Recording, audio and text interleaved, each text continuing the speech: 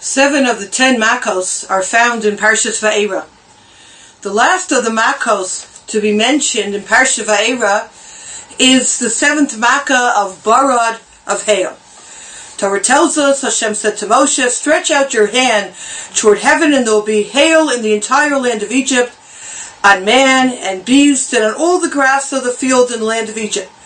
Moshe stretched out his staff toward heaven, and Hashem sent thunder and hail, and fire went earthward, and Hashem rained hail upon the land of Egypt. There was hail and fire flaming amid the hail, very heavy, such had never been seen in the entire land of Egypt from the time it became a nation. Then the Chumash goes on to describe how Moshe Rabbeinu, when asked to remove the hail, left the city, which was unusual from the other Makos he prayed within the city, and the hail stopped. And it's interesting to note that the Mefarshim point out that the hail almost, being Medayik and the Chumash, almost stopped mid-air. And the Mefarshim point out, the Medrash points out that this hail was used again in the time of Yoshua, in the wars, one of the wars, as well as this hail is going to be used in the times of Yemos HaMashiach, the times of the war of Gog and Magog. So obviously this hail has tremendous importance, that it's not only the hail for the here and now, but rather hail that will be used in the future as well.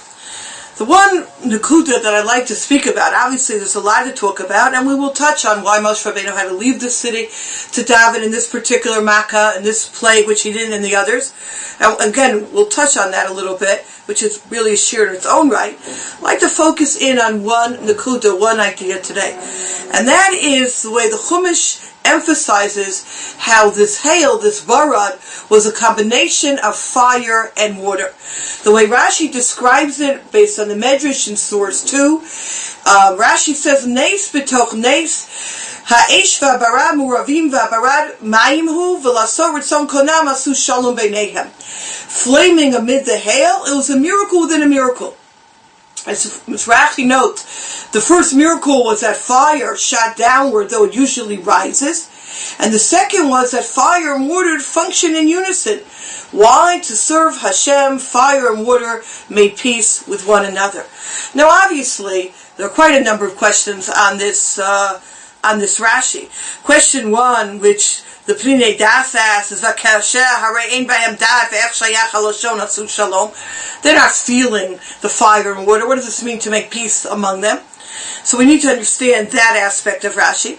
We need to understand what the aspect of, or really the imagery of peace is all about for our own lives. Obviously, whatever is found in Chumash is something that has a universal message for all times. What is this message of peace and its relevancy to our lives? And in general, we need to understand why was it necessary in this particular plague to have the fire and water together, when not been enough just to have fire. Barad, this is the season of winter storms, right? Yerushalayim was covered under snow. It's not barad, it's not the hail enough. Why was it necessary to have fire and hail together? Now obviously, as the Shem Yishmuel points out, because this was such an unusual aspect, where the two things that normally are opposites are able to work in unison, that is why it says that Moshe Rabbeinu had to Netei et Yadcha. The Medrash says that God lifted Moshe above the heavens in order to perform this miracle.